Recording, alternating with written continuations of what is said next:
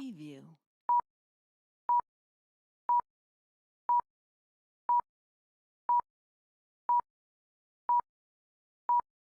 Preview.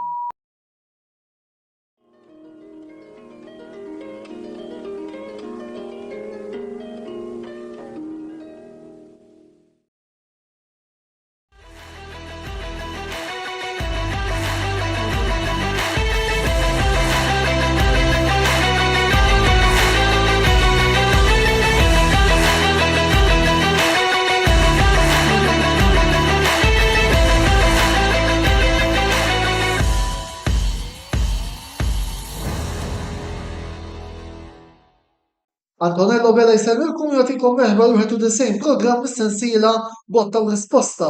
Illum il-programm qiegħed jixxandar b'format differenti fejn is-soltu nkunu live, illum il-programm qiegħed joħroġ ir-rekordjat tal-għalif bħalissa imgħaddejja l-logħba bejn Inter u Fiorentina mis-Serje Taljana. Tistgħu tifhmu li bħal ħaddieħor inkun nixtieq nara tintehi fl-azzjoni. Minkejja dan xorta waħda għandna programm mimli daqs bajda daqstant inħeġġukom biex tisseguna din is-sija u nofs li ġejja u nibdew billi naraw naqra x'inhi l-aġenda tal-programm tal-lejla. Dan ifisser li ser inħalli l-mikrofonu f'idejn l-announcer tagħna Martina Filletti biex ngħidilna naqra x'hemm lesta likom fil-programm botta u risposta tal-lejla. Martina f'idejk.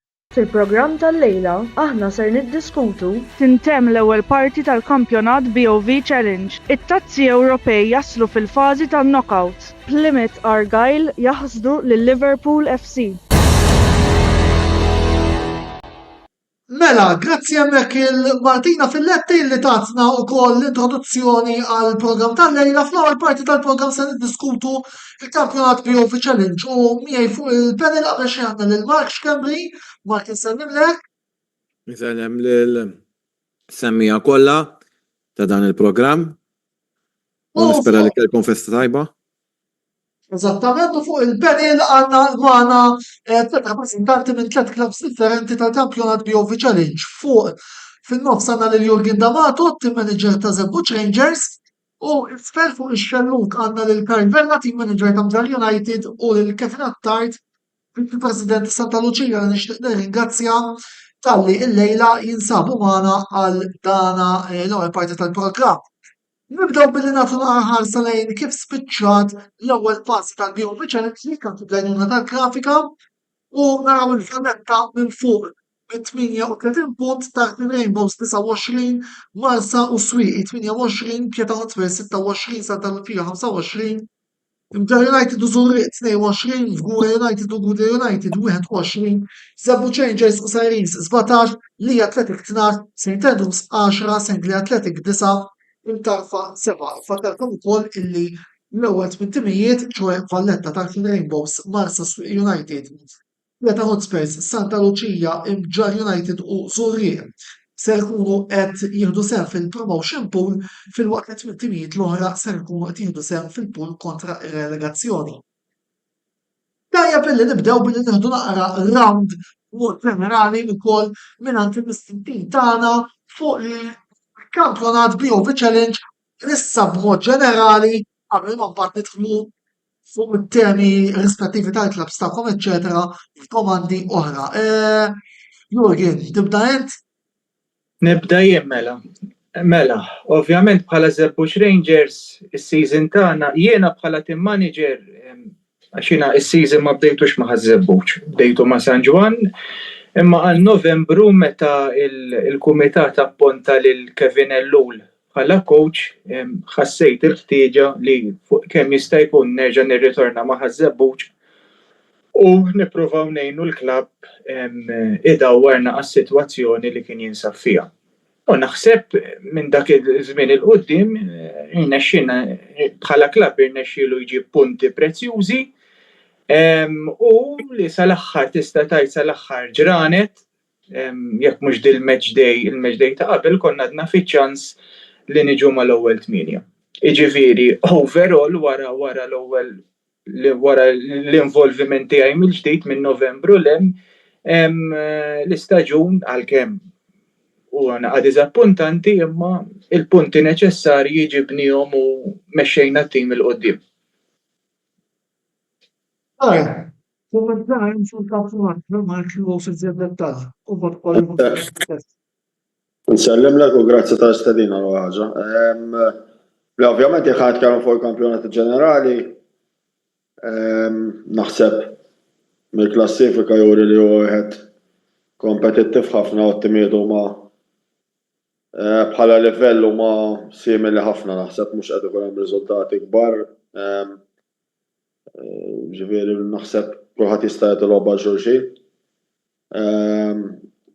Għalkemm il-belt qegħdin l-ewwel ċertu distak, però xorta r-riżultati tagħhom juru wkoll li mhux qed ikun b'xi scores kbar u dan ġifieri naħseb jien timijiet huma kollha preparati. Aħna bħala Mġar ħanitkellem fuq Mġar. Kellna season tajjeb sa qabel l-aħħar 3 games ħanejtek għax ħallejna naqra l-aħħar ġurnata meta konna qegħdin pożizzjoni ħafna aħjar, però kellna sitwazzjoni b'ħafna injuries, suspensions u li affettwaw l-iskwadra. Imma ovvjament għadna tielajn u l-ewwel anke ninġu mat-top 8 u rnexxielna. Issa nħarsu l-qoddim u nagħmlu targets oħrajn. Kevin? Jiena nista' ngħid li it-tragwar tagħna kien daqsxejn waħda wkoll nista' ngħid fil-bidu tagħna kien daqsxejn diffiċli. Jiena ma dħaltx fil-bidu tas-season, fis-sens li mhux ma dħaltx fis-sens li ngħid jiena dħalt għall-ħabta ta' Settembru. L-ewwel kont member kumitat u mbagħad ġiet appuntat viċi president. L-istess aħna kellna bidu daqsxejn movimentat, kellna diffikultà ma nidħol fil-meritu ta' konna fil-Premier u mbagħad ovvjament isna ġejna relegati u kellna sitwazzjonijiet li anke fuq reġistrat ta' players kien daqsxejn diffiċli. Imma naħseb illi il-kompattment li għandna bejn il-kumitat u anke l-għażla tal-players u tat-tim ir-riżultati jiġdu waħedhom. Nista' ngħid li kellna daqsxejn bidu wkoll remot għal sempliċi fatt illi ma kenniex pre-season, il-verità, ma kenniex friendlies, ma kellna xejn minn daw. Sal-aħħar minuta konna qed nissiltu biex nirrissaw il-players. Imma ngħidlek illi bid-determinazzjoni ir-riżultati huma daw li huma u nemmen ukoll illi bit-tmexxija ġdida u bil-mentalità ġdida il-Klabb ta' Santa Lucia għandu ħafna f'xoffri. Kemm għall-players li għandna u naħseb anke forsi li nkunu ħanajdek biex nkunu ta' eżempju, ma forsi nuru li anke budgets mhux kbar ħafna tista' tikkompeti u tikkompeti bir-riżultati aħħari li jkunu pożittivi. Fil-fatt ta' min jirmarka wkoll l-istrixxa pożittiva Kevin illi għandkom bħala Santa Lucia fejn irbaħtu tista' tgħid tmillu bit mill-aħħar għafra. Nimmaġina li tinsab sodisfatt bl-andament tal-kampjonat tagħkom silsala. Iva, ħafna fil-fatt tifhimni it-telfit li kellna mal-Belt, li kellna mal-Marsa u kellna mal-Pjetà. Kellna xi injuries, ovvjament kellna bankina qasira ħafna. Kellna ngħidulhom ħana star players li kienu sospiżi, allura attwalment kienet jirriflettu fuq ir-riżultati li kellna. Imma bl-istokki li saru, ovvjament, kellna żewġ players li suppost kienu ilhom magħna mill-bidu tal-istaġun, sfortunatament kull ma ġew ma mistax ilu kellna diffikultà bil-viża tagħhom, bil-burokrazija li teżisti li biex setgħu jiġu magħna, kien jidher ċar li dawn anke fir-riżultati li kellna fil-bidu kien jidher ċar li kellna xi elementi u xi talenti neqsin fl-iskwadra. Imma iva, nista' ngħidlek illi x-xogħol siwi u x-xogħol sħiħ li qed isir qed innaħsdu l-frott tiegħu. U naħseb illi b'determinazzjoni dell-ambizzjoni għandna fejn nimirħu anke nagħtu mhux biss nagħtu pjaċir is-support u nagħtu pjaċir anke nieħdu pjaċir aħna, imma anke wkoll intellaw talent illi kemm xejn għandna players bas kemm kienu magħna li tajt isma' mhux kienu skartati imma forsi ma kinux laqsek imsemmin jew kellha mażlin dejjem għal 11. Ġew Karl, minna ħatakom ukoll, tinsabu sodisfatti bl-andament tal-kampjonat s'issa?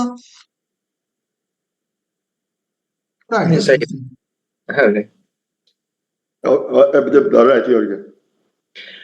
Fimni, kif għedlek wara il-bidu dizappuntanti li kien hemm u issa li rġajna ovvjament kien hemm il-bidla fil-coaching staff.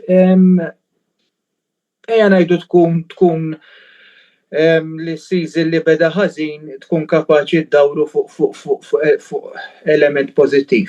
Imma ovvjament inti Żebbuġ Rangers huwa klabb li jiena diħel fis-sitt season magħhom ta' dik il-parentesi ma' San Ġwan huwa klabb li dejjem ikun irid jiċċellenġja mal-aqwa pożizzjonijiet hu. Jiġifieri li din is-sena u s-sena l-oħra qisna ma konniex fil-pożizzjonijiet ta' fuq. Ngħid għalija hija naqa' diżappuntanti, imma ovvjament kif beda x-xogħol għal issa, jiġifieri biċ-ċans li kena niġu mal-ewwel 8 ma' top 8 u xorta ma jnexxinniex, jiġifieri imma still hemm wieħed xara tal-pożittiv ukoll.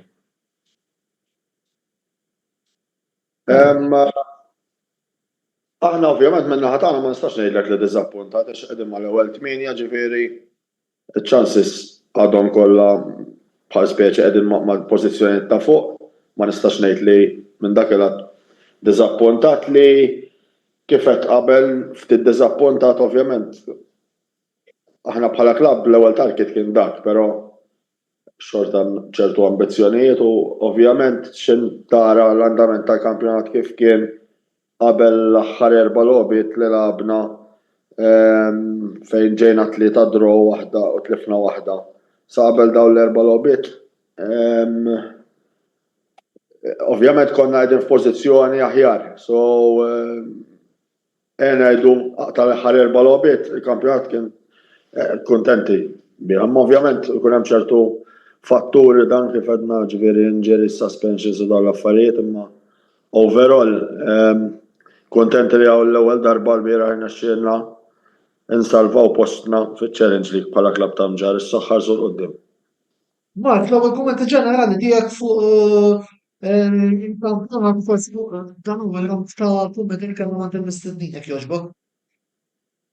Mela, milli qed ninnota ir-rappreżentanti ta' dawn it-tliet timijiet, tnejn minnhom bdew u niftakar bdew ħażin speċjalment Santa Luċija, imma dawru r-rotta u ħażebux minkejja li ma ġewx mat-top 8 xorta inqalgħu mill-aħħar postijiet. U dak ifisser illi kif tennejt ġew programmi preċedenti illi ġimgħa wara ġimgħa ġo dan il-kampjonat jeżisti bilanċ kbir.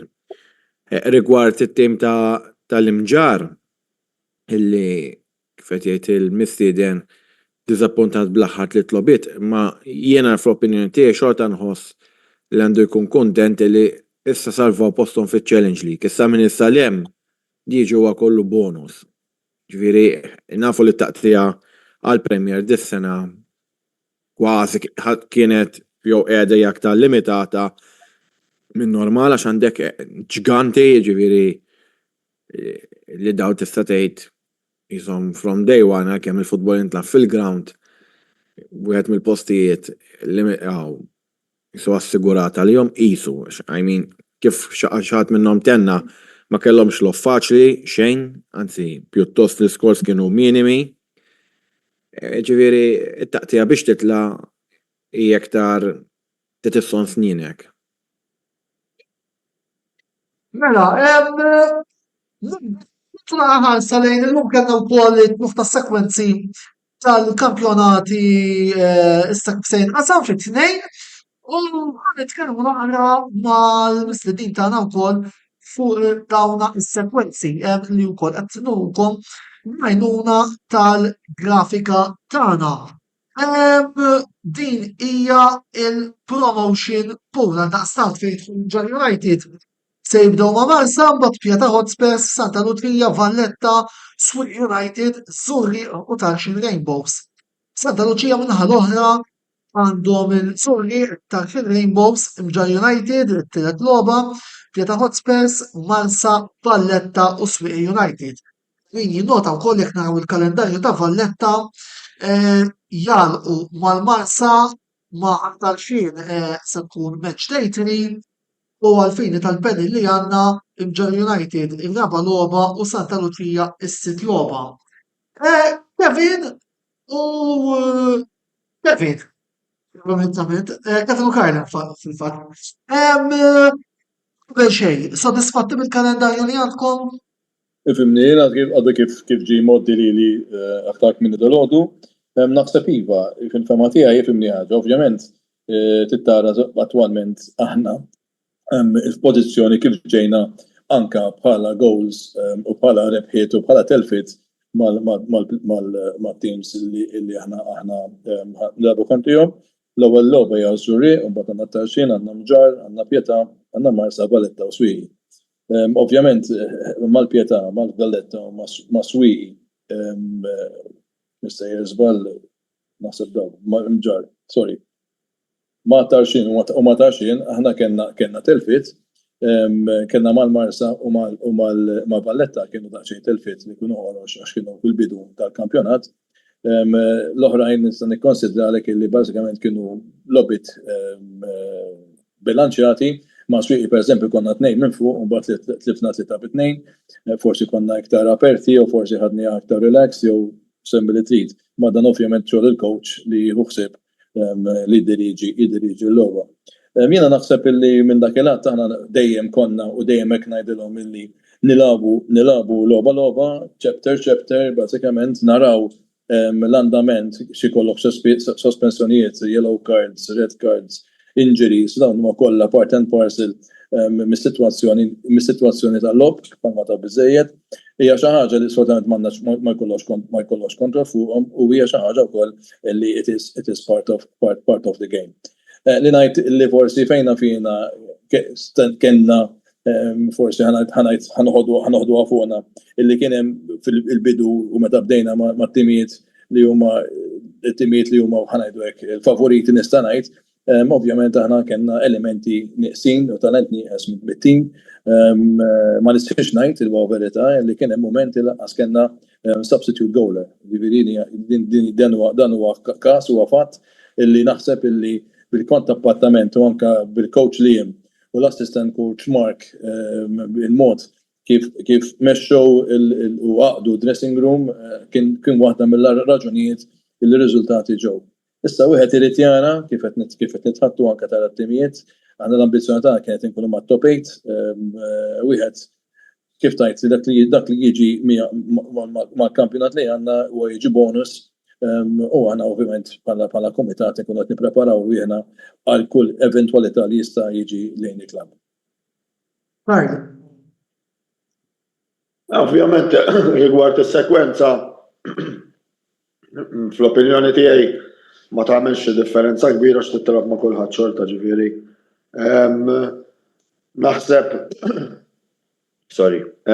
Naħseb li ovvjament timxi logħba issa x'mament tilgħu fl-sekwenza ma tagħmelx naħseb jiena differenza. L-iktar li ħa tagħmel tittara ġimgħa mbagħad kif tkun is-sitwazzjoni fl-iskwadra b'injuries jidħlu l-ex-players minn logħba l-oħra u dal-affarijiet. So naħseb bħalissa ma tantx nista' ngħidlek li x'kuntent jew lex. Ovvjament l-aħħar 3 logħbiet kellna ħafna players barra, minnhom waslu biex jidħlu, però kellna wkoll xi injuries oħra. So issa ħarsu lejn il-logħba ta' il-weekend li ġej naħseb li hija mal-Marsa u nimxu logħba minn hemmhekk. Speedy, il-fatt li dis-sena forsi l-promozzjoni jaftit differenti minn dik tas-soltu. Xi sfidi tista' toffrilkom meta fiha nkunu onesti, anke naraw il-klassifika, il-tellieqa hija Valletta +1 din is-sena.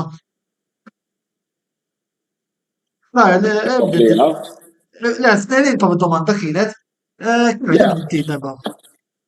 Le, ovvjament, kif edna u ġifieri kif x'intara l-punt il-verità li tal-Valletta, però Tarxieq qegħdin it-tieni m'hemmx xi distak kbir fil-punti, ġifieri daw faċli tirbaħ logħba u t-taqtija terġa' tinfetaħ beraħ bet-timijiet kollha jew ġifieri timijiet lef minn ta' fuq u ma ovvjament it-tmien post bħalissa żorriq hemm aħna l-istess punti daqshom, però żorriq naħseb huwa invalidu wkoll, ġifieri naħseb li Valletta qed jidhru li bħalissa ngħidu hekk qishom għandhom seq waħda forsi kważi lesti għax hemm distakna kbir, però naħseb it-timijiet l-oħra xorta ħajkun hemm xi sorpriżi nemmen jiena żgur u ħajkun hemm kulħadd ħajfalli l-punti, ġifieri once again aħna min-naħa tagħna ovvjament kif qalu qabli ġifieri dis-sena bil-Valletta qegħdin hemmhekk, ġifieri forsi ngħidu hekk fuq il-mejda kien tidher li postijiet biex tiġi promos kienu forsi ngħidu wieħed, imma għalkemm xorta ma naqbilx essaċċax kif edna l-Valletta r-riżultati tagħhom qed juru li mhumiex qed ikunu b'xi distakk, però so naħseb aħna bħala klabb li qegħdin hemm fuq ma l-ewwel tminja it-rekord tagħna huwa l-ewwel wieħed mill-qoħ mbagħad tittimxi logħba minn hemmhekk u tara ovvjament tista' tirbaħ logħba li ġejja nidħol Marsa u terġa' tidħol titla' viċin tagħhom tista' titlef teqqata ġifieri naħseb huwa ftit kmieni għax fadal seba' logħbiet jista' jiġri kollox bejn kulħadd. Mela, ħallin qiegħed letteralment kważi ħarbinna da sab nitlob il-kulħadd biex tkun telegrafiku fil-kummenti tiegħu. Mela, naraw naqa' il-playout, il-fażi tal-playout, sabu Rangers, Buka Sirens, Kura United imtarfa Sengli Athletic, St. Andrews u li Athletic dik hija s-sekwenza tagħkom. L-ewwel nett Jurgen, jekk intix kuntent bis-sekwenza u t-tieni nett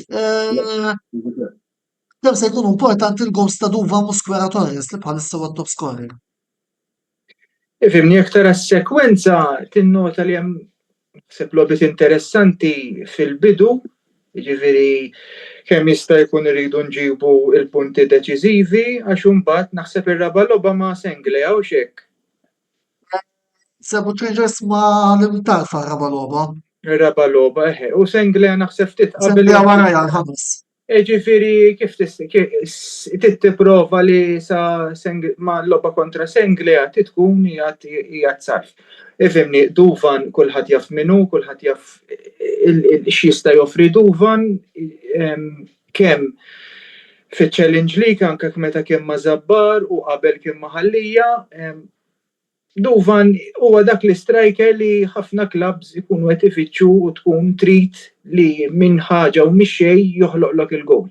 Il-goals li għandu huma goals importanti ħafna u ċert li anke bħala karattru huwa għandu karattru naqa' speċjali ġifieri dejjem irid jixpruna t-tim il-qudiem biex ovvjament naslu għar-rebħa u naħseb ħajkun utli ħafna biex kemm jista' jkun inġibu il-punti neċessarji. Mela, mistoqsija li nixtieq insaqsi jien tnej fuqha prattikament irid malga kif forsi konxi il-kampjonat Premier huwa miżgħud bi plejers barranin. Bil-konsegwenza ta' dan, ħafna plejers Maltin inkluż żgħażagħ interessanti li tilin hawn Malta qegħdin ifittxu timijiet fi-Challenge League li jiġi sewa il-kampjonat li tliet timijiet rispettivi tilagħbu fih. Kemm taħsbu li dan huwa minnu jekk forsi anke l-format qiegħed jgħin għal dan il-għan u x'taħsbu dwar di li ħafna Maltin qed ifittxu mhux bil-forza qed ifittxu li jiġu jilagħbu fiċ-Challenge League għax jaraw iktar qisu ġie il-kampjonat maġġuri għal Maltin qisu. Hija tibdinti. Mela, biex nagħlek il-verità, kieku kellek issaqsi li jien ngħidlek isma' nippreferi nagħmel Maltin kollha u barranin ma jiġux. Kieku hawn l-elementi kollha neċessarji minni jien nemmen ħafna fit-talent Malti u naħseb illi kieku hawn biżejjed players li jistgħu ikunu jilagħbu fil-kampjonati kollha li jeżistu jien naħseb mill-Maltin. Issa niġi għall-kumment tiegħek fuq rigward iva darba dis-sena il-Challenge League naħseb li aktar minn qatt qabel forsi bl-involviment ta' ċertu timijiet hemm ħafna focus fuqu u it is in the limelight, kulħadd isegwi u kulħadd ifhem sort of it's not the norm kif qal Mr. Vella tal-imġar huwa kompetittiv immens għal raġunijiet forti sempliċi li kulħadd għamel l-almu tiegħu biex joffri tim li jkun jista' jikkompeti. Jien nemmen ukoll min-naħa tiegħi li anke bħala players tagħna nista' ngħidlek li ta' darba konna sal-aħħar biex nirreġistraw players kien hemm players li kienu tista' tajb pjuttost forsi ma kinux mill-ewwel għażla. U magħna ngħidlek il-verità they shined. Hekk taras pereżempju fejn fin fuq il-barranin tagħna aħna meta bdejna kellna diffikultajiet li ovvjament li konna daqsxejn batuti anke fuq l-strikers. Daw l-inkluż the new players li ġibna li huwa Azante u anka Salem kienu jidhru li kienu element importanti anke fl-aħħar logħbiet. U nemmen ukoll illi dan il-stadju għandu jsir iktar investiment biex players Maltin jingħataw iktar opportunità biex jikkompetu u anke ovvjament kif qed tgħid they're feeling home fi-challenge league jiena ma ddejjaqniex għax diment li qed tilgħab qed tikkompeti u qed tagħmel dak l-almu tiegħek biex issib ir-riżultat u anke tmexxi t-tim tiegħek il quddiem nemmen li l-Maltin iva għandhom ikollhom l-ispazju kollu possibbli biex jistgħu jikkompetu u jagħmlu onur mhux biss għat-tim li jagħbu miegħu imma anke għalihom personali. Jien fil-fatt jien ngħidilhom isma' aħna nipprovdulkom vetrina biex intom tkunu tistgħu you shine on the pitches. U nemmen ħafna iva li għandu jkun hemm spazju aktar għal Maltin biex jistgħu jikkompetu f'kompetizzjonijiet bħal dawn. Jurgen fil-qosor. Jena nara sikkina taqta meġġiex naħat, pero ovvjament il-challenge li kien livell tiegħu kulħadd jaf li għolla. Għax niżlu ħafna Maltin ta' li kienu qed jilagħbu Premier, ġifieri tara players li hemm Maltin tal-livell, ħanejtek, għax kif qed inti fil-Premier qed isibgħu jibsa, però is-sikkina taqta meġġiex naħat għax ħafna mid-drabi li jiġri meta Premier player jinżel mill-Premier. Naħseb Jurgen ħajfhem aktar forsi bħala team manager għax meta tiddilja ma' players jippretendu ċertu pagi l-istess li kienu fil-Premier. Apparti minn hekk limitati ħafna jiena naqbel mal-barranin għax limitati ħafna fl-għażla tal-players Maltin. Ġifieri x'inti ġibis tażel players Maltin m'hawnx xi miljun f'kull pożizzjoni fejn tażel, allura t-timiet kulħadd ħajdur għall-istess players u bil-forsi timla l-skwadra bil-players barranin. Ovvjament l-issue aħna wkoll kien issues fil-bidu tas-season b'visas u dawn l-affarijiet, ġifieri naħseb dik xi ħaġa li tittiġi tekiljata ma jaqbilx magħha u ħafna burokrazija u kummidi, ġifieri aħna spiċċajna l-istess xi 4 players ma ġibniex wieħed. Kuntenti bli għandna ma again naħseb l-inklużjoni tal-barranin hija importanti għax limitati fl-għażla tal-Maltin. Jurgen l-aħħar kumment? Jiena punt wieħed ngħid u naħseb dal-punt kulħadd jaf bih hija kollox jiddependi mal-livell ta' barranin li jiġu. Jekk jiġu barranin issa qed nitkellmu fuq il-Premier li huma validi, il-players Maltin se jimpruvjaw. Imma u issa il-format u li hu l-ġdid tal-Premier iżu kulħadd induna ġi fl-ewwel round nista' nagħti iżjed ċans il-players Maltin u nara fejn nista' nasal din ir-realtà ta' ġifieri u fit-tieni round nipprova narma iżjed it-tim forsi biżjed players barranin. U x'qed jiġri li mill-ewwel jindunaw u jibdew jħossu li hemm bżonn jiċċaqalqu biex ovvjament ikomplu l-logħba. Punt ieħor li nixtieq ngħid u kif qal Karl, l-strikers Maltin, x'sar minnhom l-strikers Maltin? Naħseb waħda mill-iżjed pożizzjonijiet rari li għandna fil-futbol Malti. Biex issib striker Malti u striker kif qed ngħidu striker mhux jibda winger forsi nilagħbuh striker. Tista' tgħid huma ftit li xejn. Grazzi hemmhekk il-Jurgen, grazzi l-Karl, grazzi l-Kevin u grazzi wkoll il-Mark tal-interventi tagħhom. Imbagħad xi ta' reklami ibqgħu magħna għal-istifnitlu lura inkomplu fuq it-Tazzi Ewropej ma' Roberto u Joseph.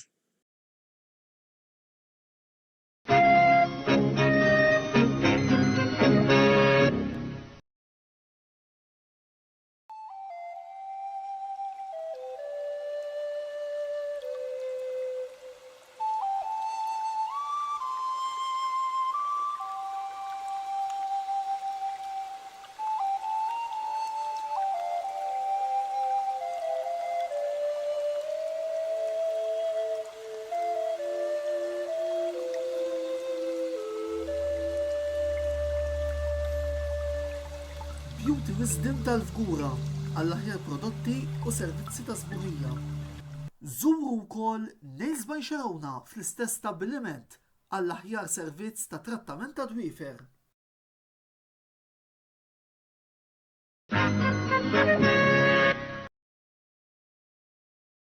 Wasal eluq żmien ommok, missierek, jew xi ħadd minn tal-familja, għandek xi okkażjoni jew xi attività mal-ħbieb u trid issib restorant tajjeb bikel ġenwin u prezzijiet qalbu ta' kulħadd? Post wieħed għandek issib El-Katalan tax-Xajra fejn issib għażla vasta ta' pizza, pasta, grills u għaġin f'atmosfera b'element familjari. Għal bookings ċempel fuq 21-800-997 jew żur is-sit tagħna għal iżjed informazzjoni. El-Katalan, ir-ristorant għalik.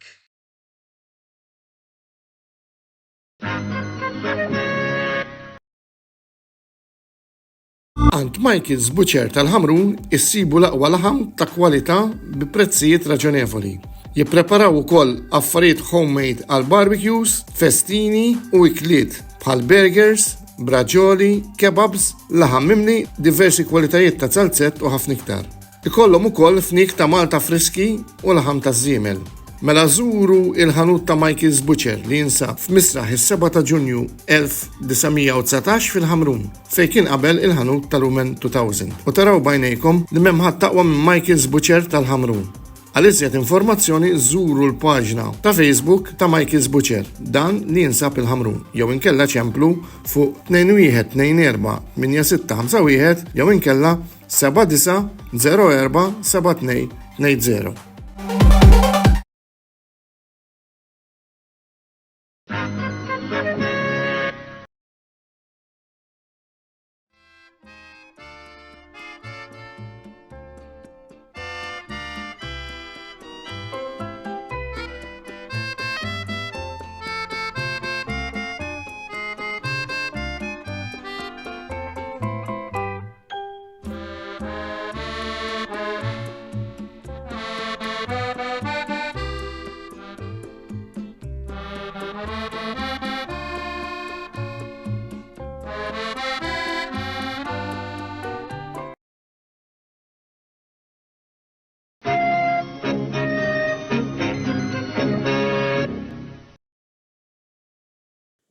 Merħba lura l-programm Botta u Risposta, nibdew issa t-tieni parti flimkien ma' Joseph u Roberto, nsellilkom qabel xejn. Nsellim Antonello. Sellim lek Robert. Nsellim il-Dabri Sabruna. Mela, fit-tieni parti tal-programm se nkunu qegħdin nitkellmu fuq il-tazzi Ewropej li ser ikollna t-tieni fażi tagħha fit-tmiem il-ġimgħa d-dieħla u ħanibdew fażi, nibdew nitkellmu fuq il-UEFA Champions League. Kif spiċċat l-ewwel fażi tal din il-kompetizzjoni? Mela, l-ewwel tmien postijiet, Liverpool 21, Barcellona, Arsenal u Inter 19, Atletico Madrid 18, Leverkusen, Lille u Aston Villa 16. Imbagħad għandna Atalanta, Dortmund, Real Madrid, Bayern Munich u Milan 15, PSV Eindhoven 14, Paris Saint-Germain, Benfica, Monaco, Brest u Feyenoord 13, 12 punt tal-Juventus u Celtic, Manchester City, Sporting Lisbona u Club Brugge 11 il-punt, Dinamo Zagreb 11, Stoccarda 10, Shakhtar 7, Bologna, Stilla Ħamra Belgrad u Stuttgart 6, Sparta Praga 4, Leipzig, Girona u Salzburg 3, Slovan Bratislava u Young Boys itemmu mingħajr punt. Insomma, kumment ġenerali fuq il-format qabel xejn. Ġobkom, issa rajna dat mill-lobiet. Mibdajin ġus.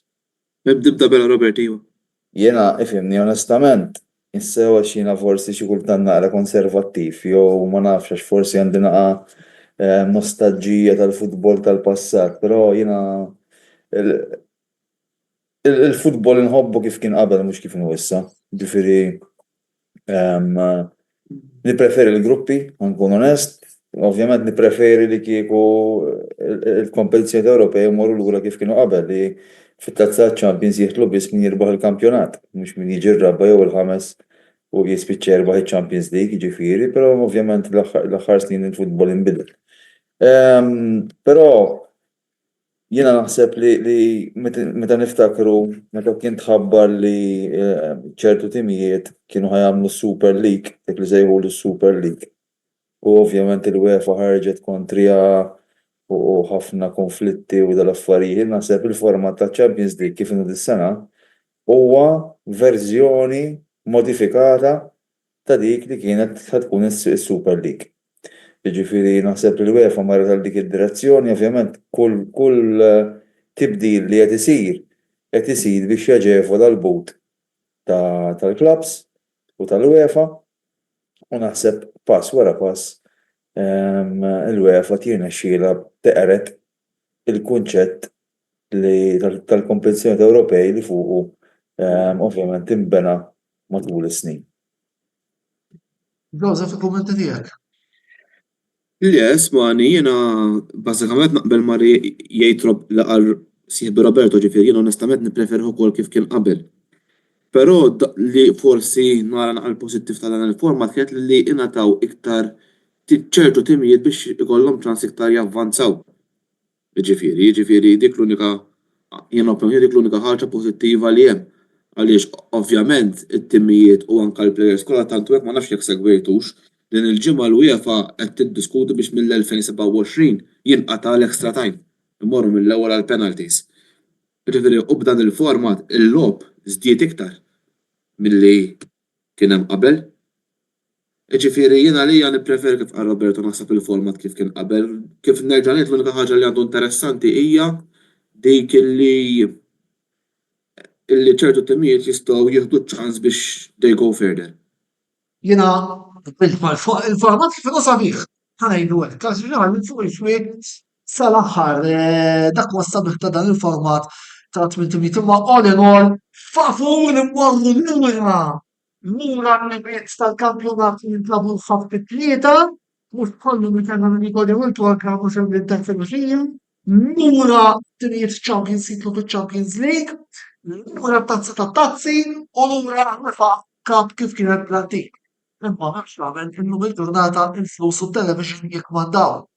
Mela, nagħtuna ħarsa lejn il-fażi tal-UEFA Champions League kif ċina tidera se jkollna bejn għada tlieta u l-erba'.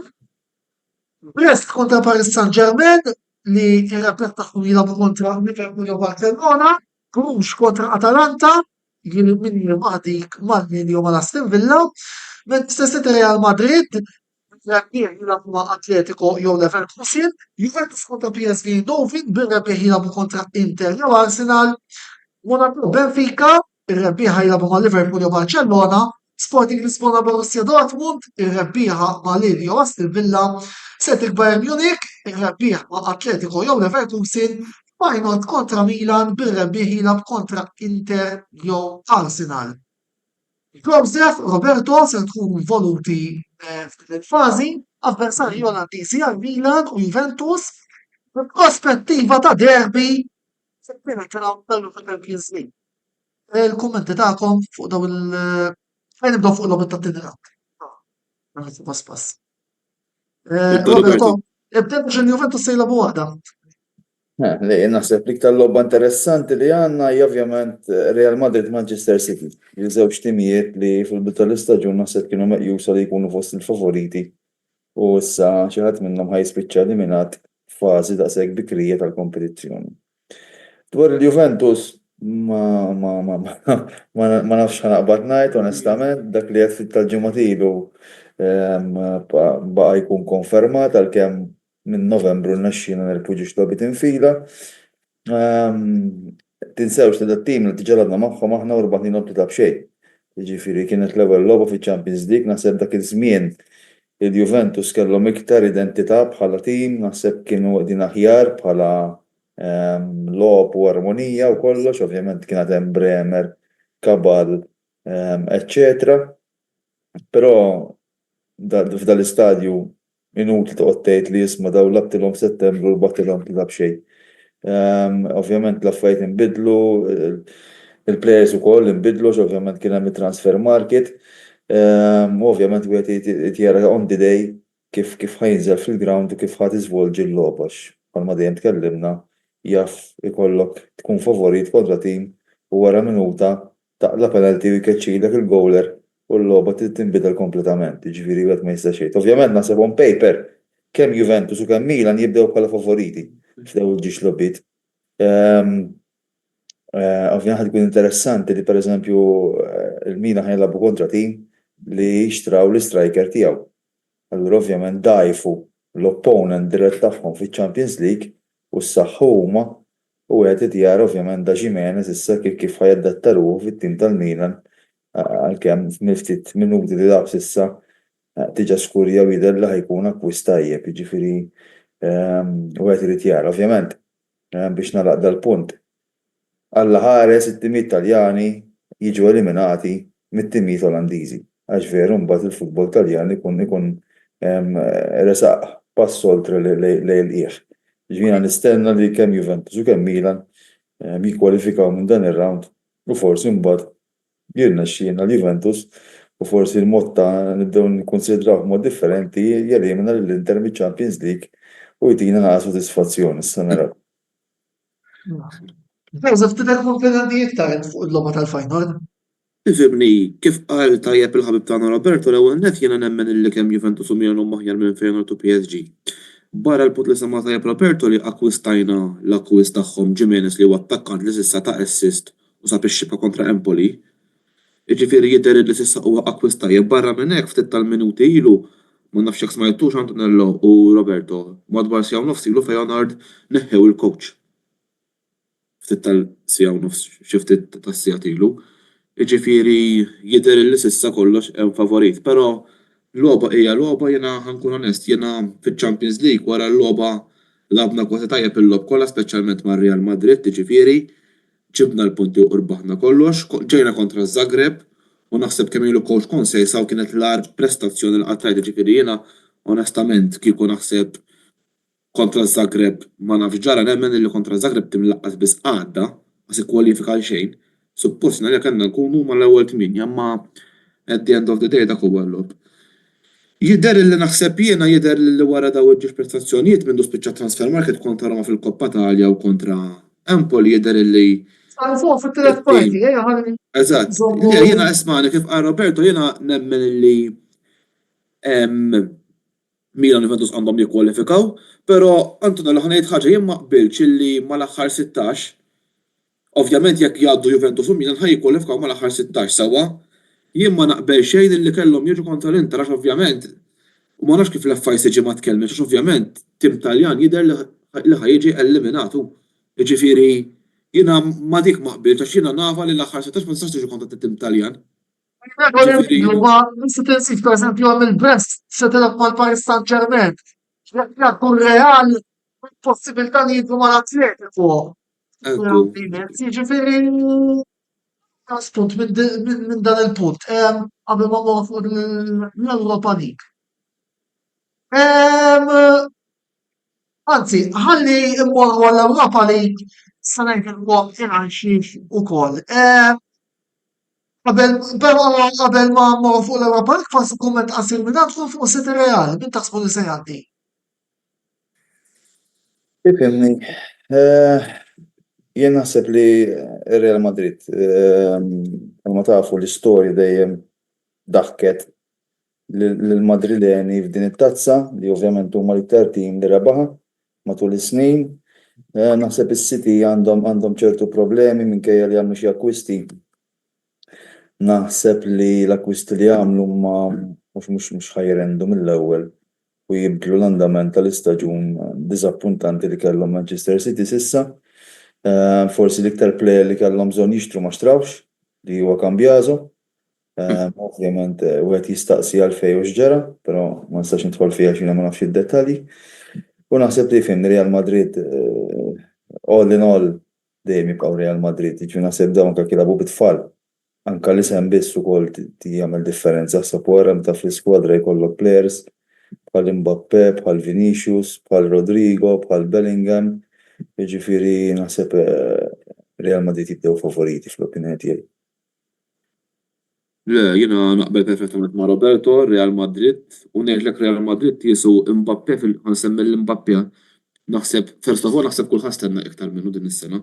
Ġifieri beda ħażin, ġifieri, però jidher li issa bil-mod qed qiegħed dejjem jimpruva l-prestazzjonijiet tiegħu, ġifieri nemmen il-Real Madrid qegħdin iktar inform minn Manchester City. Mela, morru mill-ewwel għall-UEFA Europa League naraw naqra l-klassifika kif spiċċat.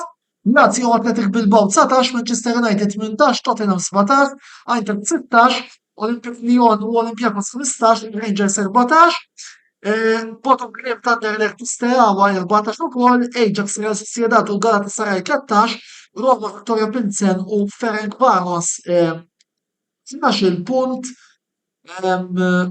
Mbagħad għandna Porto, Lejza tal-Kmar, Midtjylland u San Gilwas 11, Salonika 20 u Fenerbahce 10, Praga u Elfsborg ma tibdaw l-eliminati 10, Hoffenheim bez 9, Maccabi Tel Aviv 6, Sparta Praga Malmo, it-tim mill-Latvija l-RFS 5, Ludogorets u Dynamo Kiev 4, Nizza u Arabag 3 punti.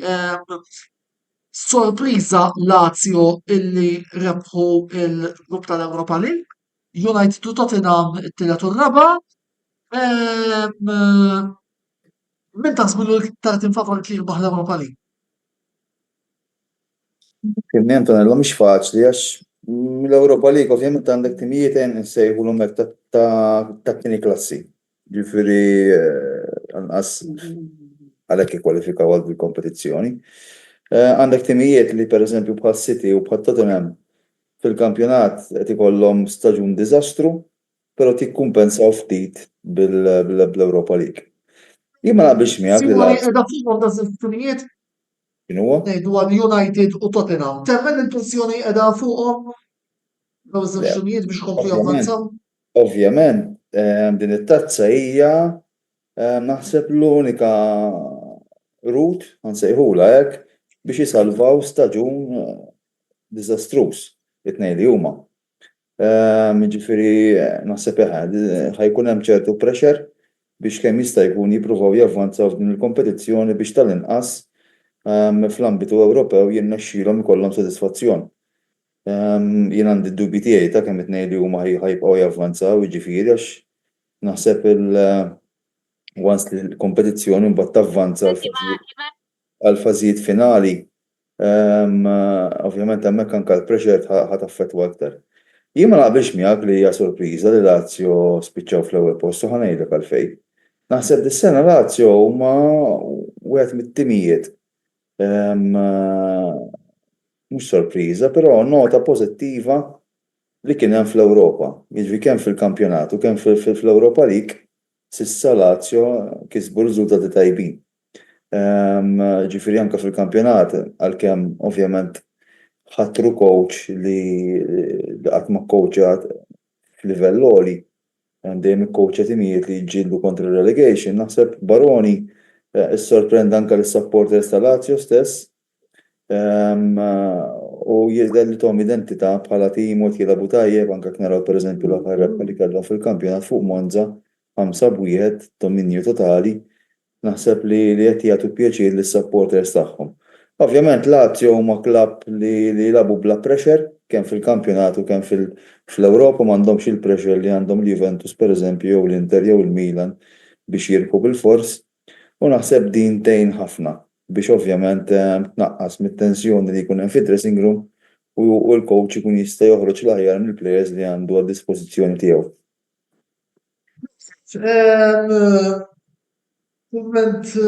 Anzi, għafel ma kummenti minn għandek. Ħalli naraw naqra fażi ta' knockout kif se tkun fil-UEFA Europa League.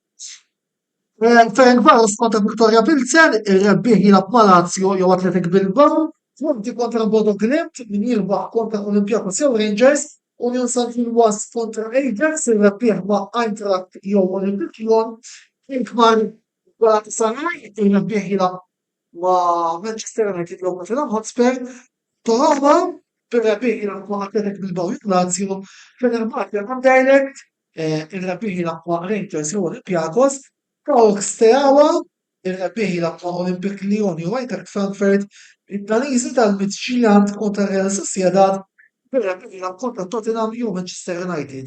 U għajnejna Joseph imorru fuq il-logħba Porto Roma. li qabel xejn ukoll nselli u nawgura fejqan ta' malajr il-ħabib tagħna Karl Parnis illi llejla ma setax ikun magħna għall-recording ta' dal-programm. Ifhimni, Roma qishom minn ġiranieri naħseb qishom għamlu pass il-mod kif qed jilagħbu anke appunti ġifieri qegħdin jiksbu. Ġifieri bdew kif kemm il-darba qal bdew Rossi u neħħew li kelli żball ġabu il-Juric li komplew jaxu u però Branieri jidher l-improvjaw. Porto huwa dak it-tim li anke ġieli meta kien fil-Champions League dejjem ta' kedet il-timijiet il-kbar, ġifieri sena l-oħra nqara niftakar inqala mal-Arsenal. Hekk, ikolli ngħidlek min taħseb li għad bejn Porto u Roma jiena ngħidlek illi Porto. Ngħidlek naħseb huma iktar naħseb b'saħħithom u naħseb huma iktar konsistenti minn Roma. Però Roma huwa tim li ma tistax tarmih, ġifieri aħna l-Milan labu kontrihom fil-Koppa Italja u ġifieri ma kinux daqshekk ħażin minkejja riżultati, ġifieri Roma jiena lija dejjem huwa t-tim li jagħti s-sorpriżi. U l-inċentiva l-Roma qiegħda hemm għaliex ħanerġa' nurikom il-grafika u jekk Roma jgħaddu possibilment jiltaqgħu ma' Lazio fit-tieni round. Sewwara għandha bħala sisikom bħala dilettanti tal-futbol Taljan qabel ma nagħtu maħħar simplifa lejn il-Conference League. Mela, hemm possibilità ta' derby fil-Champions League għall-Italja u hemm possibilità ta' derby ieħor fl-Ewropa League għall-Italja. Huma konfronti daw illi se jtelfu huma ta' ġid jew ta' denja l-futbol Taljan. Kif id-daw tal-fatt illi t-telli għal 5 post għaċ-Champions League tal-istaġun li ġej tista' tgħaddi minn hawn. Jien ma naħsibx li ifhimni, jiena naħseb kull sfida hija interessanti, ġifieri mhux xi ħaġa li tagħmel ħsara lill-futbol Taljan. Jiena naħseb li għalkemm ħafna jgergru fuq il-livell l-ewwel wieħed ġifieri tal-futbol Taljan, però compared ma' dak li qed jagħmlu ma' timijiet li ġejjin mill-leagues oħra, naħseb fl-Ewropa timijiet Taljan qed jaqtaw figura tajba. Ġifieri ilhom ma apparti l-Atalanta ilhom ma jirputazza fl-Ewropa it-timijiet Taljani, però naħseb li qed jagħmlu figura tajba. Ġifieri ovvjament hemm ħafna timijiet li ġejjin minn kampjonati li huma inferjuri, speċjalment fl-Europa League, però le jiena ma ddejjaqniex li ovvjament idealment it-timijiet Taljani jaslu sal-aħħar fażi tal-kompetizzjoni mhux jiltaqgħu minn is-sekond ta' xulxin u xi ħadd minnhom jiġi eliminat, però dak huwa l-format ta' dawn il-kompetizzjoni ma tista' tagħmel xejn. Ġifieri però naħseb le mhix xi ħaġa negattiva, xi ħaġa pożittiva. Joseph ħaġa ħaġa żżid? Le, jena naqber ma' Roberto ġifieri ismani naħseb jiżdied l-interess fit-timijiet Taljani, ġifieri jiena naħseb illi timijiet Taljani kollox speċjalment fl-Ewropa tara iktar speċjalment li jistgħu wkoll jaffettwa l-gruppi kif ħajtlu fiċ-Champions League tal-ewwel 5 u hekk. Nemmen illi iktar hija ta' interess, ġifieri jiena hija mhux ħadd tagħmel differenza, però jiena Antonello taf kif nirraġuna tiġi ma' min tiġi jew tiġi ma' min ma tiġix nemmen illi tilab trid, ġifieri għalija ma tagħmilx daqshekk differenza. Mela, ngħid di biss jiena jekk Inter Juventus jiltaqgħu fiċ-Champions League kontra xulxin, se raskom li Malta se tieqaf dakinhar. Jiena naħseb Antonello kemm ngħid naħseb jiena naħseb Inter Juventus fiċ-Champions League naħseb tkun l-ewwel darba li ġew kull ewwel darba li qatt ma niftakarajn. qatt ma ltaqgħu. Jiena biex nikkummenta ħajn naħseb mhux Malta ħadd jieqaf, naħseb qalbek ħadd jieqaf man. Għax naħseb l-ar nightmare li jista' jkollu supporter interess huwa dak li jiġi eliminat mill-Juventus. Dak huwa l-ar nightmare. Iktar bnidem li d-derby, iktar bnidem li d-derby. Ħanajdlek ħabib tiegħi aħjar tinqala mal-Arsenal milli tinqala mal-Juventus. Jien bħal meta kienu jgħidu għall-Juventus aħjar inqalgħu semi-final milli niġu final tilfuha. L-istess argument. Eżatt, issa fuq Inter Juventus se nitkellmu fil-programm li jmiss. Ħas ħafifa li l-conference fil-3 minuti li għatfatilna, Chelsea 18, Chelsea li rabħu tista' tgħid konti il-fasi tal-grupp, Fiorentina wkoll mal-ewwel 8, mbagħad għandna Kienet mara bitqienet u Guidance u Lugano, Varsavia 12 Circle Bulgarat, il-Vitor Gimara xittini b-16, Jagellonia Tamar Covers u Apol Nikozija 11, Pathos Panathinaikos Olimpia Ljubljana Betis Feldenheim. Ma punti kienet nisa Copenhagen il-Norveġiż tal-King b'8 bħal Borak tal-Bosnia, 7 punti Celje Slovenja, Omonia Nikozija, Molde Norveġa u TSC tas-Serbja. Il-ħarz li baqgħu barra minkejja ġabu 7 punti wkoll, Bazakexir u ċ-Ċek tal-Boleslav b'6, Astana u Sengalin 5, il-Ċekej u Noa 4, The New Saints, Dinamo Minsk, l-Ar tal-Irlanda ta' fuq u Linz tal-Awstrija 3, Trokab tal-Moldova 2. U jekk nagħtu ħarsa wkoll lejn il-fażi tan-knockout, tintaraw il-grafika jiena nitbet l-attenzjoni fuq il-konfront Ċipriot bejn l-Omonia Nikozija u il-Paphos għandna derbi Ċipriot fit-tieni round, ras illi l-Apoel tista' tavvanza wkoll round li jmiss jibteleb lil-Ċipru. Isbu li għamel għandna l-Ċipru b'3 timijiet fil-fażi tal-UEFA Conference League.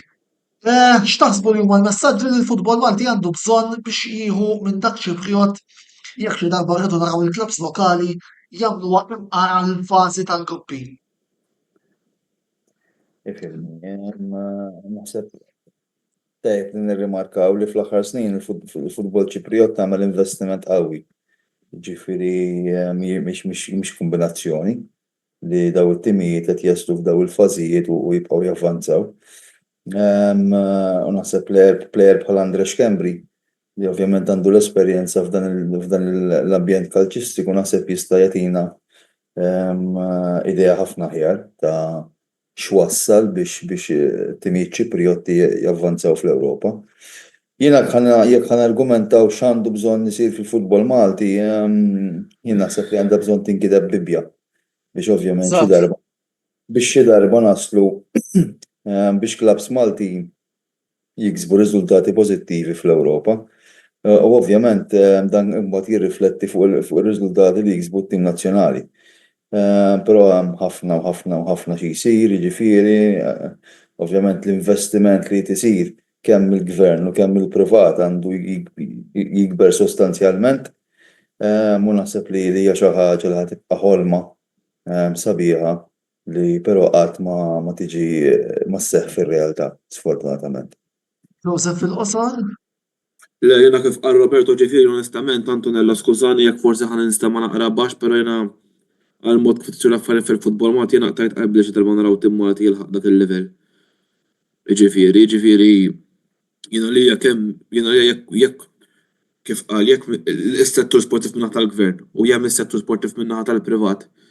Ġifieri mhux se jinvestu sew fl-isports Malti nemmen li mhux ħanibqgħu fejn konna jekk hux immorru wara. Biżżejjed diġà maħniex nibżgħu għat-talenti Maltin li għandna fil-futbol, imlejna l-futbol kollu bil-barranin. Jiġifieri naħseb wasal iż-żmien li jekk irridu nilħqu dak l-għan inbidlu r-rotta ta' kif qed jitmexxa l-futbol Malti.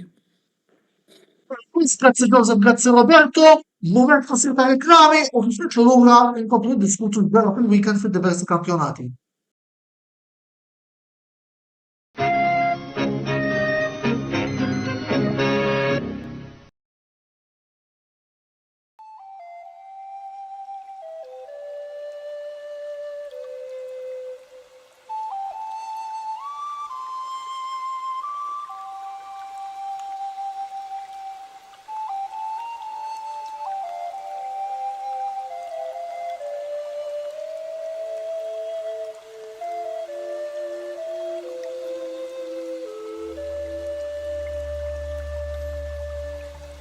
Beauty Wisdom tal-Fgura għall-aħjar prodotti u servizzi ta' sburija.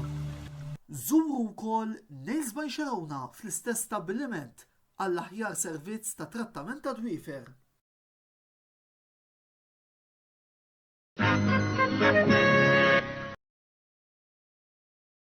Wasal eluq żmien ommok, missierek, jew xi ħadd minn tal-familja, għandek xi okkażjoni jew xi attività mal-ħbieb u trid issib restorant tajjeb, bikel ġenwin u prezzijiet qalbu ta' kulħadd? Post wieħed għandek issib El-Katalan tax-Xajra fejn issib għażla vasta ta' pizza, pasta, grills u għaġin f'atmosfera b'element familjari. Għal bookings ċempel fuq 21 800 997 jew żur is-sit tagħna għal iżjed informazzjoni. El-Katalan, ir-ristorant għalik.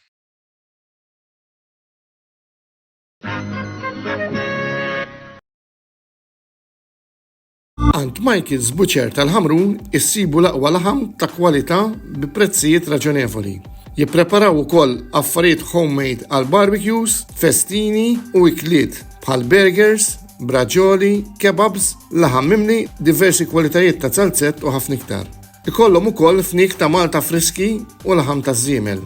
Mela żuru il-ħanut ta' Michael's Butcher li jinsab f'Misraħ is-7 ta' Ġunju 1919 fil-Ħamrun fejn kien qabel il-ħanut tal-Lumen 2000 u taraw bajnejkom li m'hemm ħadd taqwa minn Michael's Butcher tal-Ħamrun. Għal iżjed informazzjoni żuru l-paġna ta' Facebook ta' Michael's Butcher dan li jinsab il-Ħamrun jew inkella ċemplu fuq 2124 8651 jew inkella 7904 7220.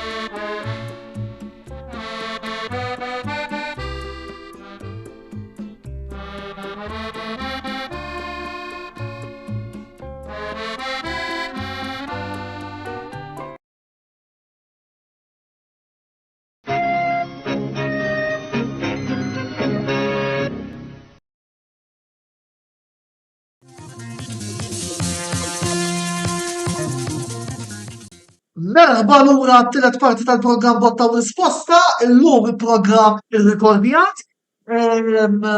Biss kif rajna l-kontenut baqtej mod regolari. U ma' Joseph Roberto issa niddiskutu ftit b'daft il-ġimgħa fid-diversi kampjonati illi aħna inkopru. Nibdew nagħtu ħarsa lejn il-kampjonat 360 Sports Malta Premier League. Kellna il-logit ta' il-ġimgħa fejn rajna l-Birkirkara li tirbaħ 2-0 kontra Mosta, Florjana 2 ma sax wieħed, Sierra United 1 Hibernian serba, Melita 2 Sligo Wanderers serba, Natural Lions xej Balzan 3, Zabbar Patrick xej Ħamrun Spartans 1. Klassifika wara l-21 ġurnata issa qiegħda taqra hekk. Ħamrun Spartans 11, Florjana 10, Sligo Wanderers Birkirkara b'suma sax 9, Zabbar Patrick Mosta u Balzan 6, Melita u Sierra United 5 u Natural Lions minna punt wara ma jidher li jew 5 logit tal-fażi tat-tieni kampjonat. Joseph Ħamrun Spartans lura press il-klassifika wara li marsa flok tilfu l-konfront tal-ġimgħa kontra Florjana. Ifimni jiena onestament nitkellem straight. Minix sorpriż għax jiena għandi ħbtejn mitla fil-Ħamrun għal-mod kif ġil format mill-ewwel fehmu, mill-ewwel urew il-pjan x'kien ġifieri li f'Jannar tinbidel il-folja u s'issa milli jidher irnexxielhom. Però kull għandu tajjeb illi ngħidu illi kull ma hemm bejn l-ewwel u s-sitt post kull ma hemm jifreġġix punti biss. Jiġifieri għandek il-Ħamrun 11, Florjana 10 u Birkirkara Sliema 5 ma sax lok kollha 9. Ġifiri għal-kem jiena dejjem bqajt nemmen il-Ħamrun ħajkunu l-favoriti,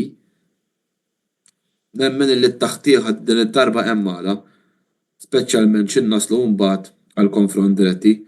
Ġifiri issa nhar il-Ħadd Ħamrun jilagħbu kontra Melita, u mbagħad jibdew mbagħad ġifieri Melita, Balzan, Gżira, Mosta u Sliema. Ġifieri Balzan ukoll ma tistax Balzan illum tajjeb ngħidu 14 li ta' b'xejn. Ġifieri Balzan l-istess tim li qed jagħti performance tajbin, però jiena nibqa' nemmen illi il-Ħamrun ħajkunu dak it-tim illi jerġa' jolli il-kampjonat. Joseph semma l-Balzan li f'nofs il-ġimgħa li għaddiet ħatmu l-Bernu Coven bħala coach Rattin tal-President tal-Ferro, Roberto. Temmen li għamlu wasla tajba? Taħseb Onestament, li Cohen jista' jsalvhom finalment? onestament ma nistax niġġudika, jina għandi ċertu riservi ġifiri, ma mux xej personali, pero ovvjament għandi ċertu riservi tiegħi. Minix ħan iġġudika x'qatt ma rajt ix-xogħol li għamel Andrew. Andrew kont nkellmu meta kont nirrapporta l-lob tal-Premier u niftakar kienu labu ma' tim barran il-Hibernians fil-kompetizzjoni Ewropea u daw kienu baqgħu impressjonati u xtraqu jiffermawh, però ma kienx seħħet di trattattiva, sfortunatament għalih. Bħala coach ma sax iġġudika qatt ma rajt ix-xogħol tiegħu, jiġifieri jiena jalla jirnexxielu idawwer rotta tal-Balzan naħseb li huma delużjoni enormi, speċjalment għall-investiment li għamlu fl-aħħar snin, fejn tajjeb li nirrimarka li dawn anke kienu jikkwalifikaw għall kompetizzjoni Ewropea, però f'daqqa waħda jisu hekk il-folja nqalbet totalment. Ovvjament forsi Andrew li għandu vantaġġ li kien plejer tan-nazzjonal, jaf sew il-futbol Malti, huwa bniedem intelligenti fl-ambitu tal-futbol, jiġifieri naħseb dik tgħinu ħafna. Ovvjament mhux kemm tbiddel il-coach u hekk, jiena ovvjament jiddependi x'għandek għad-dispożizzjoni tiegħek. Jiena darba dħalt f'nofs staġun pereżempju ma' klabb mhix faċli għal coach li ovvjament jerġa' jdaħħal element ta' motivazzjoni fil-players, armonija fid-dressing room. Ovvjament tieħu żmien tiegħu biex coach idaħħal il-filosofija tiegħu fost il-players u l-players jibdew jatwawa, ġifieri huwa proċess li hu ċertu ammont ta' żmien huwa challenge kbira għal coach li jinħatar. Ovvjament nistennew naraw jekk din l-għażla ta' Andrew tkun waħda pożittiva jew nkellux l-affarijiet ħajbqgħu kif huma għat-tim ta' Balzan. Jiena b'mod personali nawgura l-Andrew l-aqwa suċċess fil-kariga ġdida tiegħu. Antonello, punt żgħar fuq dan. Jiena li naħseb li ħal-Balzan naħseb qegħdin ħafna tartax daw diġà tilfu 10,000 dis-sena, ġifieri u kien hemm ħafna minnhom il-fila. Jiġi xi relegation playoffs, voldiri. Eżatt, ġifieri llum bażikament kienet l-ewwel logħba ta' Andrew Cohen rebaħ tlieta b'xejn ma' kontra Naxxar, però jidher li Naxxar bir-rispett kollu ma' tim li 99% ħajġu relegati għaċ-challenge. Però issa naħseb it-test ta' Andrew Cohen huwa issa meta nara l-ħadd li ġej ħajaffaċċjaw il-Furjana u wara jaffaċċjaw il-Ħamrun. Ġifieri naħseb hemmhekk iridu naraw il-kambjament. Naħseb naqbel biex naqbel miegħek hawnhekk. Mela, qed insemmu diversi coaches. Nħalli morru naraw naqra issa x'ġara fil-kampjonat amatorjali wieħed fit il-ġimgħa. Attarċejmen li ħadd tnejn Birżebbuġa xejn Luqa xejn, Imsida xejn Gargur wieħed, Pembroke xejn Marsa Skela tnejn, Rabat Ajax tlieta Kirkop United 5, Sandport 2 Rendi wieħed, Victoria Stars xejn Zejtun xejn, Fajra 2 Rendi 5. U Birżebbuġa ġewbra, il-Birma ġewbra, u araw naqra l-klassifika kif inbidlet. San Juan illi telaw f'ras il-klassifika ma' Vittorjosa 35, Birżebbuġa 33, Luq Zejndedus 28, Fajra u Attard 27, Rendi u Ormi 21 dawn mat-timijiet li ħajkunu qed jiffurmaw parti mit-top 8 fil-ġranet ġejjin. Melli ħakir Kopu Zejtun 6, Marsa Skala 12, Gargur u Pembroke 10, Rabat 6 u Imsida 3. Joseph, bħala ukoll l-espert tagħna ta' dal-kampjonat. Jana sas domanda, sa fejn taħseb li jista' jasal it-tim immexxi minn Xavier Saliba. Jiena Xavier Saliba nafu, ħabib tiegħi huwa Milanist ukoll. Ħabib tiegħi jkun skola flimkien minn hawn insellimlu. Insellimlu jiena ħanejlek Xavier Antonello naf kemm huwa dedikat, naf kemm jinżel għal-level tal-plejers, naf illi l-futbol u l-passjoni tiegħu jagħmlu mill-qalb. Ġifieri jiena ħebi ħafna għalih illi qiegħed fejn qiegħed. Ġifieri onestament mill-bidu ħadd ma basar li San Juan ħajkunu qed jiġġieldu, ġifieri u tajjeb illi ngħidu li ma kellux jakkwisti li tgħid hekk, però Xavier għandu ħaġa tim kapaċi jaqdu. Xavier huwa dak il-bniedem illi kapaċi miegħu tħossuhom ħafna. Ġifieri naħseb laqda li ġab fit-tim u naħseb waħseb biex San Ġwan jiġġieldu biex jerġgħu jkunu fiċ-Challenge League. Fuq naħa l-oħra għandek Vittorjosa u Birgu li jiena nemmen illi għalkemm ħallu għadin 28 immexxi minn Neville, ġifieri Neville ukoll huwa coach tajjeb, però Birzebbuġa u naħseb Birgu u San Ġwan naħseb daw it-tlieta ħajkunu it-tlieta li t-taqtija ħatibqa' sal-aħħar. Tajjeb illi ngħidu Antonello illi. Birzebbuġa kellhom naqda bil-beda l-aħħar. Eżatt, le ġifieri onestament Birzebbuġa nemmen illi anka ġifieri minn kien smajt ċertu prestazzjonijiet qegħdin ikunu naqlu naqa' fqar. Issa x'ġara minn wara l-ground, ġifieri x'ġara fid-dressing room u hekk mhux ħanikkummentax onestament m'għandi l-ebda idea. Però Antonella fuq dan il-lig tajjeb illi ngħidu li l-weekend li ġej se tkun l-aħħar logħba illi t-tim jitlabu kontra xulxin u mbagħad minn wara il-kampjonati ħajinqasmu. Ġifieri Fil-partit li jmissu kol se nkunu qed nidħlu fid-dettall fuq il-numru 1 u hopefully ikollna wkoll panel ma kellna żjed kmin illum li magħhom nkunu nistgħu niddiskutu l-andament tal-kampjonat. Mela nimxu kemm nagħtu ħarsa ħafifa lejn ir-riżultati ta' l-Emikertu għalkemm m'hemmx xi riżultati kien irridu nikkummentaw forsi blajnuna wkoll tal-grafika.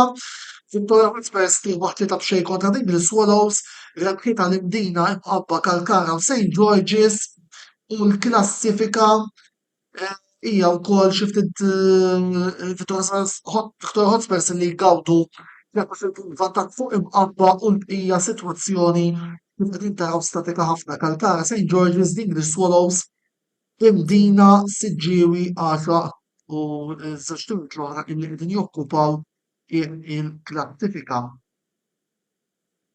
L-Ingilterra, FA Cup, daw ir-riżultati, u sakemm ukoll nagħmlu daw ir-riżultati forsi nistgħu wkoll niddiskutu ma' Roberto u ma' Joseph rajna l-Aston Villa tirbaħ 2-1 ma' Tottenham.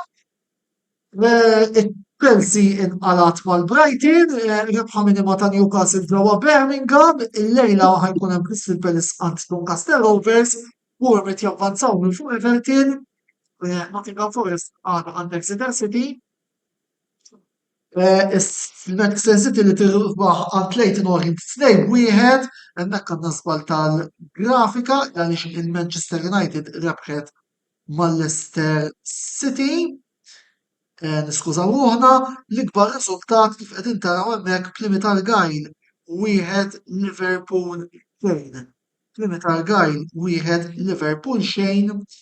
Roberto, forsi anzi Joseph għandu ftit xi ftit kummenti fuq din il-logħba, l-eliminazzjoni ta' Liverpool mill-tim ta' il-klassifika ta' Championship il-Plymouth Argyle, sakemm ukoll nikorreġu l-grafika. jiena għanejt ħaġa li ili ngħid u nibqa' ngħidha kull logħba fiha storja. Jien onestament il-Plymouth mhux ngħidlek qatt ma smajt bihom, però li jaqalgħu il-Liverpool wara l-istaġun li qed ikollhom nemmen illi Liverpool naħseb Arne Slot ħada for granted ħafna li ħajjikkwalifika ġifieri meta tgħid tim żgħir taħ logħba ġifieri all right vera forsi l-Liverpool kienu unlucky għax onestament il-Plymouth għandhom goaler li beda jġib saves minn hawn minn hemm ġifieri dak għamel xogħlu. Però kien hemm partitarji ta' Liverpool ġifieri qalu għax ma labux Salah ma labux Van Dijk u jekk jiena dik ma nemminniex hemm sorry inti jekk għandek tim tajjeb irid ikollok ġiex timijiet. Ġifieri jiena kienet sorpriża kbira għalija ġifieri illi Liverpool għax kieku tgħid ġew eliminati ma' Brighton jew ma' Tottenham tgħid all right timijiet tal-Premier mhux ma' tim illi naħseb fiċ-challenge tal-Ingilterra minn issa jisbal jinsab lejn l-aħħar post. Ġifieri onestament naħseb il-logħba li kulħadd kellem fuqha dal-weekend ġifieri kemm tim żgħir kapaċi jwaqqaf tim kbir ġifieri fil-Bibja ngħidu David rebaħ bil-gulija. Ġifieri naħseb din id-darba ma ġġetx ħaġa kważi simili. Le, ġifieri Liverpool onestament li jiena il-ħadd kont ninsab ma niflax rajt il-logħba ġifieri labu bit-tieni tim, però mhijiex skuża ma labux dak it-tim li tgħid l-ewwel hemm. Mela fil-fatt ukoll rajna il-grafika korreġuta Manchester United li rebħu wow fl-aħħar ta' Harry Maguire kontra Leicester City. Roberto, Minna l-oħra Tottenham Hotspur eliminati minn Aston Villa minn FA Cup f'nofs il-ġimgħa li għaddiet qalaw tidrisa minn il-Liverpool ukoll. Il-kampjonat sejrin ħażin ħġeb, naħseb illi ma nafx. Kritikajna l-Ten Hag, kritikajna l-Motta, naħseb wasal biex figurattivament jaqla daqtej fuq rasu wkoll Ange Postecoglou, il-manager ta' Spurs.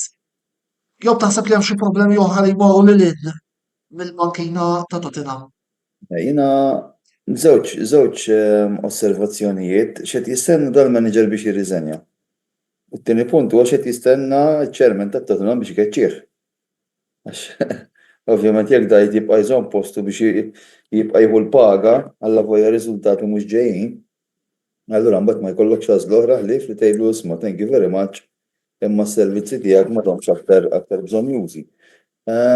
Jiġifieri ma nafx għalfejn għadu hemmhekk, jiġifieri bniedem nistenna ta' dal-livell li jerfa' responsabbiltà u jippakkja u jitlaq, però naħseb sfortunatament fl-aħħar snin fil-futbol dil-ħaġa intesiet għax tara ħafna coaches li jkunu sejrin ħażin però jibqgħu ikkakmati mal-pożizzjoni tagħhom biex ma jitilfux il-kuntratt li jkollhom mal-klabb rispettiv.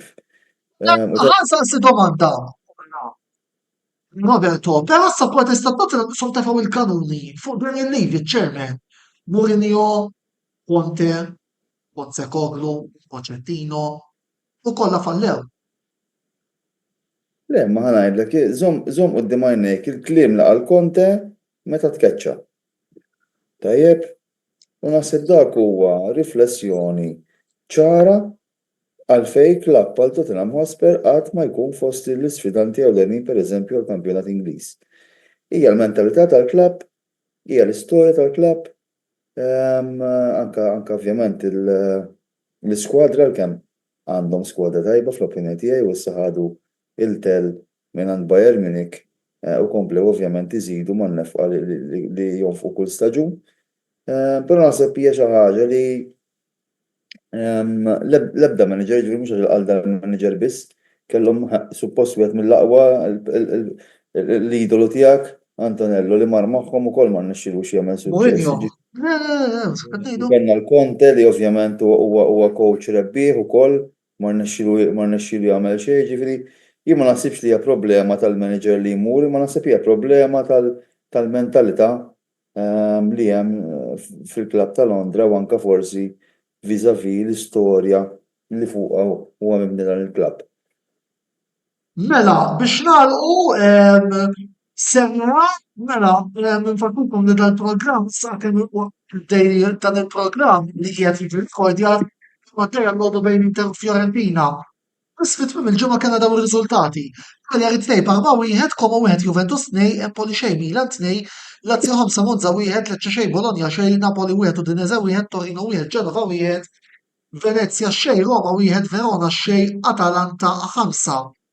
Il-klassifika għal-ġurnata sa qabel ma bdiet il-logħba Inter Fiorentina, Napoli b'55, Inter 51, Atalanta 43, Atalanta hemmhekk għandna żball ieħor, l-Atalanta dik trid tiġi 46 hemmhekk. Lazio 45, Juventus 43, Fiorentina 42, Milan u Bologna 38, Roma 34, Torino Udinese 30, Torino 28, Genova 27, Cagliari u Lecce 24, Verona 23, Como 22, Empoli 21, Parma 20, Venezia 16, Monza 13. Sakemm nerġgħu ntellaw il-klassifika korreġuta. Roberto, hu ftit kummenti minn għandek. Il-ħamis rajna l-Inter la dawdima ġewwa Firenze u il-ħadd rajna Napoli jiġu mismuma minn Udinese fil-Maradona. Kif dejjem qed Antonello, dis-sena m'hemmx qisu dak it-tim li qed jiddomina l-kampjonat. It-timijiet kollha tifallu l-punti, hemm ċertu bilanċ, jiġifieri tara l-ewwel 600 hemm ċertu bilanċ. Ovvjament Napoli u Inter jibqgħu il-main contenders tal-kampjonat, però jekk dawn jibdew ifallu ma tkunx sorpriża jekk Atalanta jieħdlu fit-taqtija. Però naħseb li Napoli ma nix sorpriż li jibdew naqsu għax knowing Conte ġifieri anka kif tkellimna fuq it-transfer market. Minkejja fatt qed bla tazzi. Dik tgħinhom, però naħseb li m'hemmx dik l-armonija li kellu pereżempju bħal meta ġie mal-Juventus fl-ewwel staġun fejn ukoll ma kellux tazzi, però kellu ċertu livell ta' armonija u ma neħħewlux l-aħjar plejer li kellu fl-iskwadra dak iż-żmien. Jiġifieri naħseb issa nqisu konflitt bejn coach u klabb u dik ħadd affettwa negattivament. L-Inter jien naħseb li iċ-ċiklu ta' Inzaghi bil-mod il-mod beda jasal lejn tmiem tiegħu.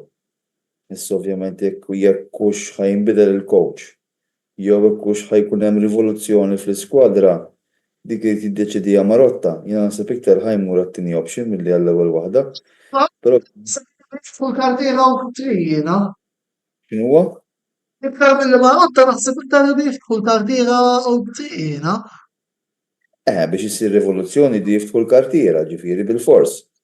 Però naħseb anke forsi anke l-motivazzjoni ta' coach ta' finti meta l-Amerikani ma tantx ħajftu l-kartiera malajta. Il-problema. Ġifieri. Jiena fil-fatt kont qed nitkellem ma' supporters ta' Inter stess, jiena naħseb qedtilhom naħseb l-aħħar darba min Inter għamlu transfer market kien fit-Trebi. Hija financial fair play, paletti le. Però Antonello, dak iż-żmien Alright, naqbel miegħek dakinhar Inter kienu għamlu il-fair play. Skużani, transfer market tajjeb, għal xiex. Għal-President. Financial fair play, nafini għamila Inter, ma jgħu nibdaw. Li għadik, pero dak iż-żmien meta il-Milan u l-Inter kienu jakkwistaw players kbar, għalfej kien hemm Moratto u Berlusconi kienu presidenti ta' tal-qalbu, ġifieri llum daw kien sihom ġifieri. Jiena ma naħsibx tara li l-aħħar li kien hemm merkatu tajjeb tal-Inter kien fi Trebi, naħseb iktar kien meta kien hemm Conte. L-ewwel staġun ta' Conte hija. Alright, jiġifieri, però ħanejdilkom ħaġa, jiena pereżempju jekk tħares lejn Juventus, l-istat li jinsabu fil-Juventus, kienet mistennija klabb ma jistax jibqa' jirbaħ ad eternum. Jiġifieri klabb ikollu fluctuation daqqiet fuq, jinżel l-isfel, jagħmel perjodu ma jistax jieħu r-ruħ, mbagħad jerġa' jitla' ftit, jerġa' jinżel, ġifieri issa ħajġi perjodu fejn l-Inter ħajbdew ikunu jisom il-Juventus, ibidlu l-coach, jixxu l-players, ma jaqbdu xart, l-istess kif ġerhom il-Milan. Ġifieri daw kif qed jiġilhom il-United pereżempju, daw huma ċikli. Però Roberto, però jiena ħankun onesti u tol bil-rispett kollu lejk, ġifieri għax inti Juventus, jiena stennejt il-Juventus ħajmorru ħafna aħjar. Da l-iktar tim li nefaq flus fis-sajf ġifieri ta'. Jiena m'iniex ngħid, jiena mhix qed ngħid qed immiss l-argument jekk missomx marru aħjar jew le.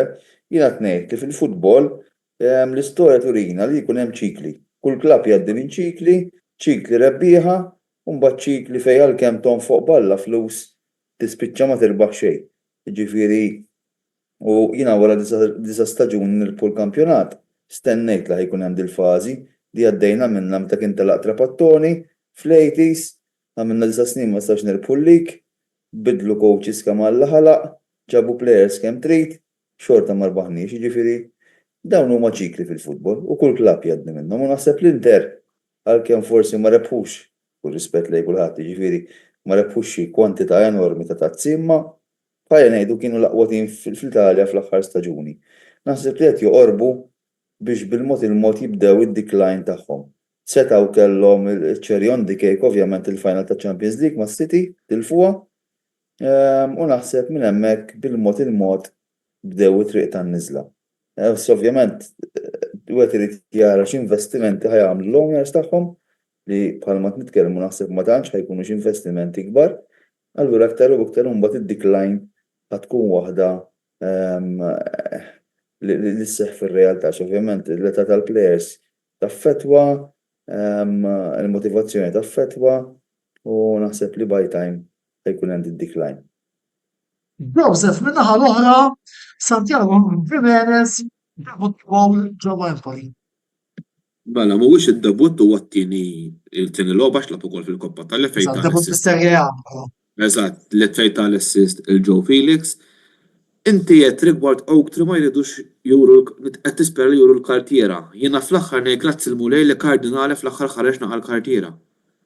Ġifieri, wara l-protesti li kien hemm il-fans u jgħidulu biex ibieħu hekk jidher li fl-aħħar saru ċertu investimenti fit-tim li suppost sar fis-sajf.